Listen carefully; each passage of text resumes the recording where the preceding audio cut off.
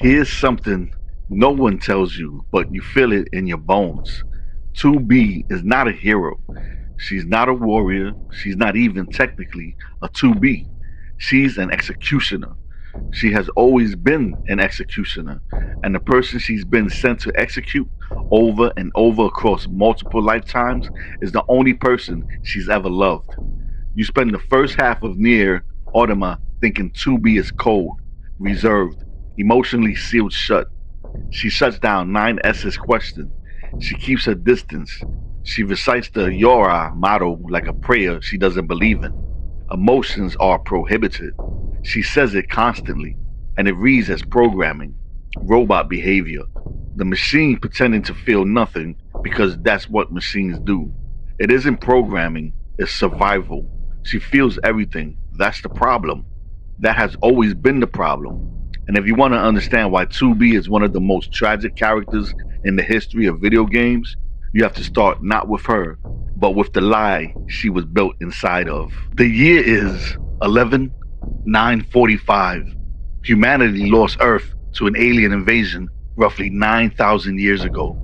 The aliens brought machine life forms, mechanical soldiers basically, to do their fighting for them. Humanity retreated to the moon. From the moon, humanity created androids, mechanical soldiers of their own to fight the machines on the surface and eventually reclaim Earth. This is the whole premise of the Yorha organization. Androids fighting on humanity's behalf, dying on humanity's behalf, existing entirely in service of the day humans come back. The androids believe in this completely. It's not propaganda to them. It's the reason they're alive. The reason they keep fighting when their bodies break. The reason they rebuild and redeploy and go back to a ruined Earth for the thousandth time. Humanity is up there, on the moon, waiting. And that means the war matters. That means the sacrifice means something. You already know where this is going. Humanity isn't on the moon. Humanity has been extinct for thousands of years. The Council of Humanity, the governing body the androids report to and take orders from, fight for, is an automated system running in an empty facility. No humans, no oversight, no one coming back. The androids are fighting a war for a species that ceased to exist long ago. There isn't even a body left to bury. But here's the part that turns it from tragedy into something closer to a crime. Yorha knows. Not the individual androids on the ground. Not the soldiers like 2B and 9S getting deployed to Earth and watching their squad mates die. But the command structure, the operators, the commanders, they know that humanity is gone. They know the war has no endgame, and they keep sending androids into it anyway. Why?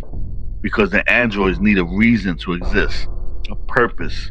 Strip away the mission, and you have a collection of synthetic beings with no species to protect, no home to return to, no answer to the question of what they're even for. So Yorha keeps the lie running, keeps the moon base in the story, keeps the Council of Humanity in the briefings, keeps the androids fighting.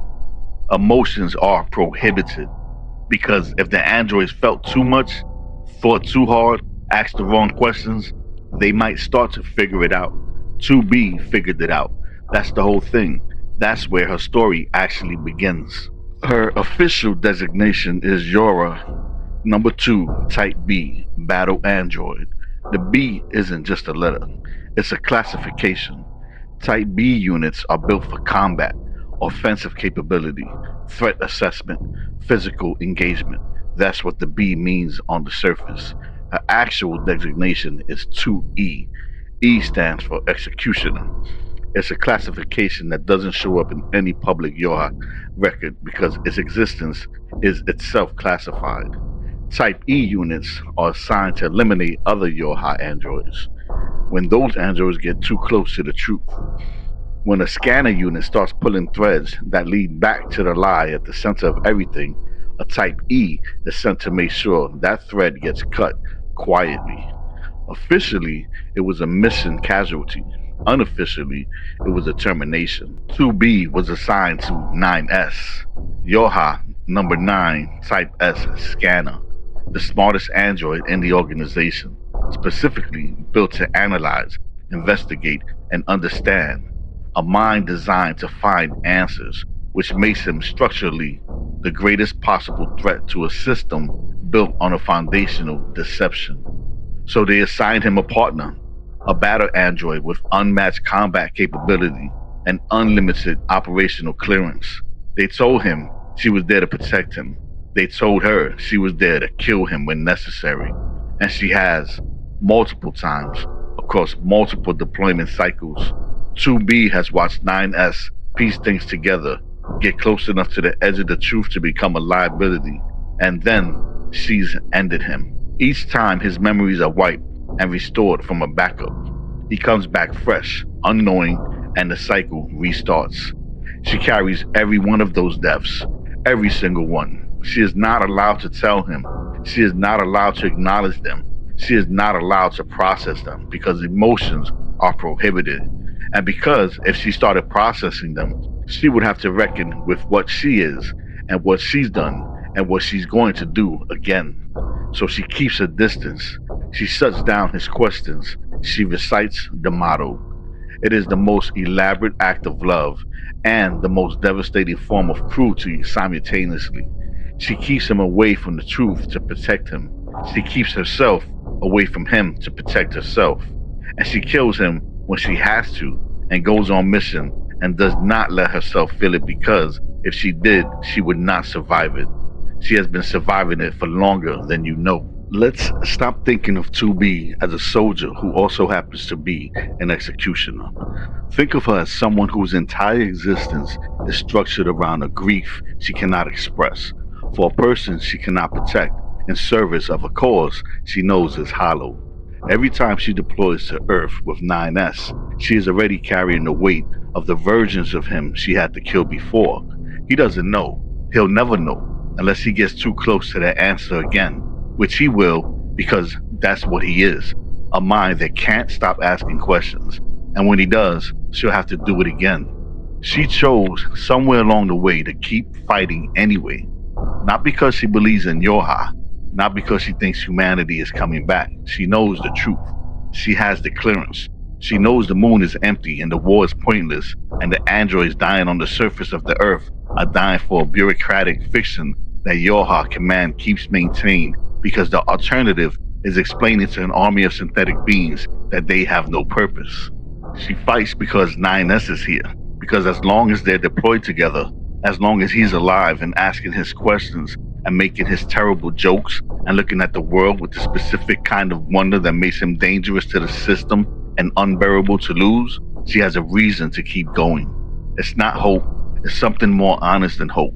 It's just him, just keeping him alive one more day, one more mission, knowing that she may have to be the one who ends it, but choosing to push that forward rather than let it happen now. That's not a soldier. That's someone in love with a person they are contractually obligated to eventually kill. Emotions are prohibited. Yeah, no wonder she says it so much. While we're here, let's talk about the other side of this war. Because one of the things NieR Automata does that most games don't is let you discover that the enemy isn't what you were told. The machine life forms started as weapons, tools of the alien invasion, mindless mechanical soldiers without will or intention. That's the briefing. That's what the androids are told. That's what justifies the war. Then you meet Pascal. Pascal runs a village of machines in a forest, a community. They've decided to stop fighting. They raise children, small machine units they're genuinely raising, teaching, nurturing. They have names, they have preferences, they have philosophy. Pascal wants to understand humanity, not destroy it. He's built a life around the idea that maybe the machines don't have to be what they were made to be. Then the children are massacred, and Pascal, unable to process the grief of losing them, asks you to delete his memories. He cannot bear to remember them. He would rather be nothing to carry that weight. Sound familiar?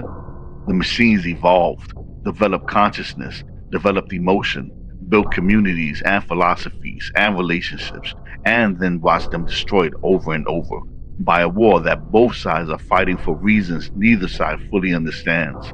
The machines and the androids are running the same loop, both serving masters who may not exist in any meaningful way, both developing feelings they aren't supposed to have, both losing things they were never supposed to care about. 2B kills them. She does her job, but the game makes sure you feel every one of those deaths differently by the time you understand who these machines actually are. She's an executioner, fighting a war against beings who are, in the most fundamental sense, exactly like her. She knows this too. Here's where it ends. A logic virus spreads through the Yoha network. It hits the androids on the ground first. Operators, soldiers, everyone connected to the system. It turns them hostile, uncontrolled.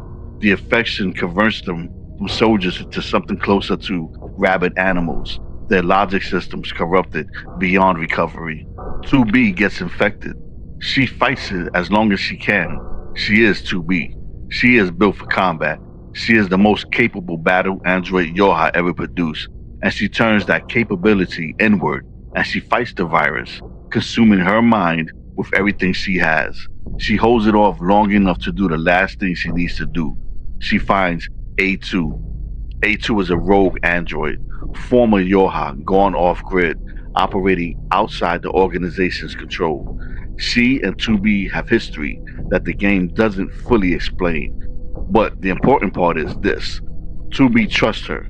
In the last moments before the virus takes full control, 2B trusts A2 enough to ask her for the thing she needs most. Kill me. Before I'm gone completely. Before the virus takes what's left and uses my body against the people I'm trying to protect. A2 does it. She runs 2B through with her own sword. And 2B, in the moment before she goes, manages one last transmission: her emotion data. The feeling she spent her entire operational existence suppressing, prohibited from expressing, carrying in silence, gets pushed to A2. Everything she felt and couldn't say. Every version of 9S she mourned without permission. Every death she caused and survived and didn't process. All of it transferred. She gives A2 her grief because she has nowhere else to put it. Then she's gone. 9S learns what 2B actually was, not through a gentle conversation, not through a prepared debrief. He finds out the way the game makes you find out everything important: through discovery, through data he wasn't supposed to access, through being exactly the kind of mind that can't stop pulling threads. He learns she was 2E. He learns what the E means. He learns that the cold distance she maintained wasn't programming. It was the cost of being assigned to him. He learns that she killed him multiple times in previous cycles, each time he got close to the thing he wasn't supposed to know. He learns that she loved him and killed him and loved him anyway and killed him again. And then he has to keep existing with that information. What happens to 9S after this is its own tragedy. He unravels.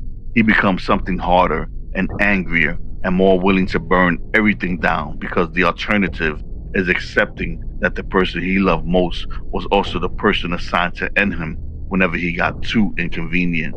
That the tenderness he felt from her was real and the danger she represented was also real, and both of those things were true at the same time, and there was no way to reconcile them. He doesn't reconcile them. He just keeps moving because stopping means sitting with it. Let's lay it out. 2B was created by a system built on a lie and given a job designed to make her incapable of forming the connections that make existence bearable.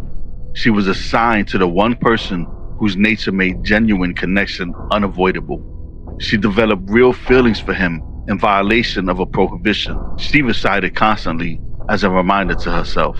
She killed him when she had to and carried those deaths in silence.